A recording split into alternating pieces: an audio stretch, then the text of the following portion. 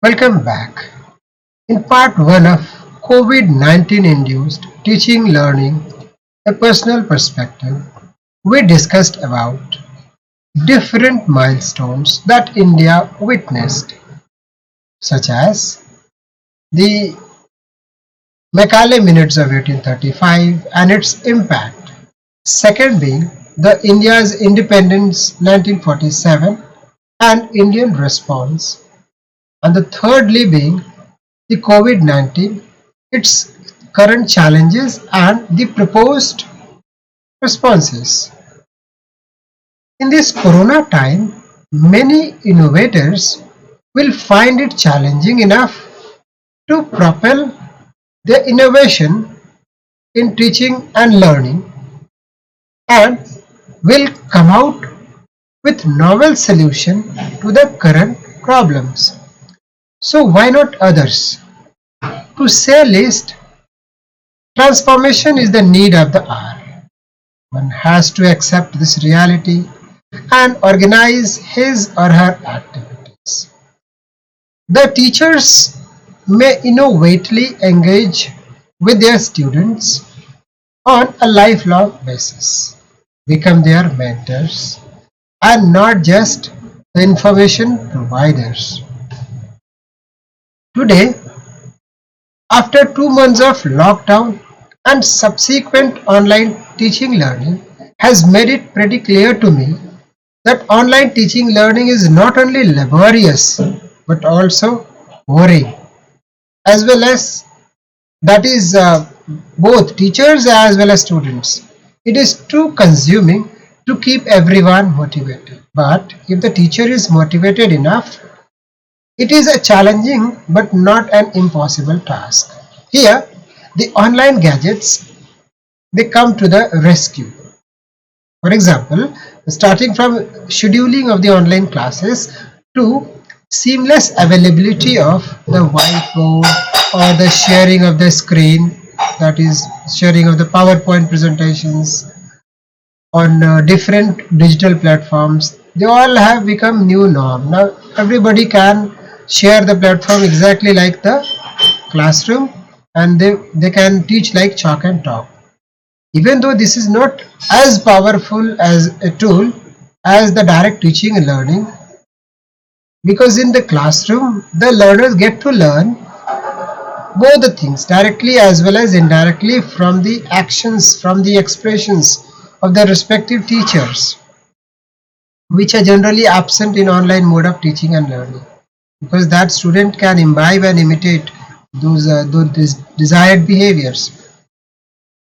In online mode, most of the time, students keep their, this is my personal experience, so students keep their video mode switched off to save their limited digital data. So most of the times teachers may not know whether the students are on the other side of the screen or not, or they have just switched on that screen and they are just engaged in some other activity. Although this issue can well be resolved by giving some task to the student and asking them to respond immediately so that their alertness can be checked. Likewise, here the teacher will have to become more and more proactive. But working with minimal digital resources and aiming to produce optimized outputs, and that too efficient output at par with the global peers, will be too taxing and too consuming for all the stakeholders, especially the teachers. When the world is experimenting with 5G technologies, India is still reeling under 2G or 3G at its hinterland.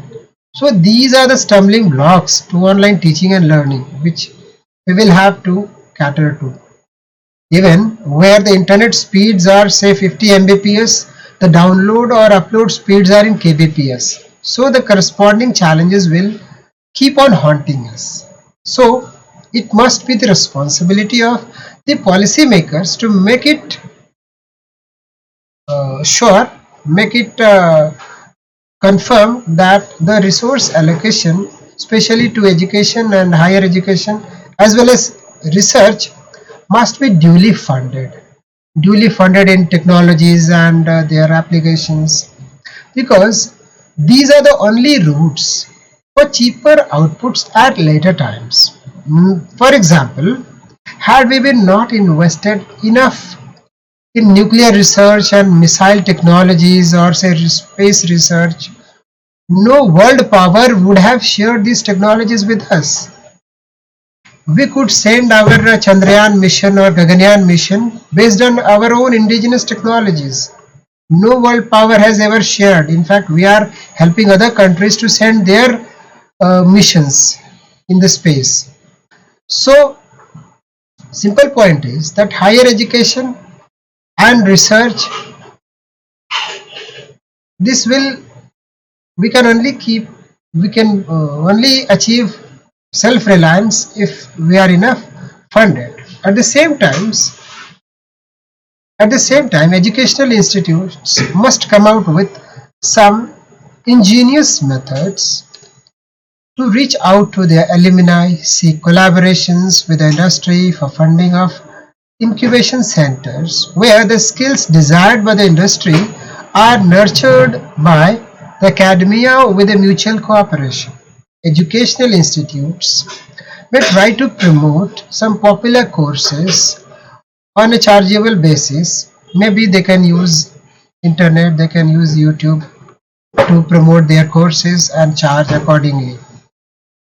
So conclusively, challenges to Indian education system post COVID-19 are many, but all these can effectively and efficiently be managed, provided all these stakeholders are accepting that there is a big task ahead and that they need to reorient their thinking, reorient their activities to match the changing times.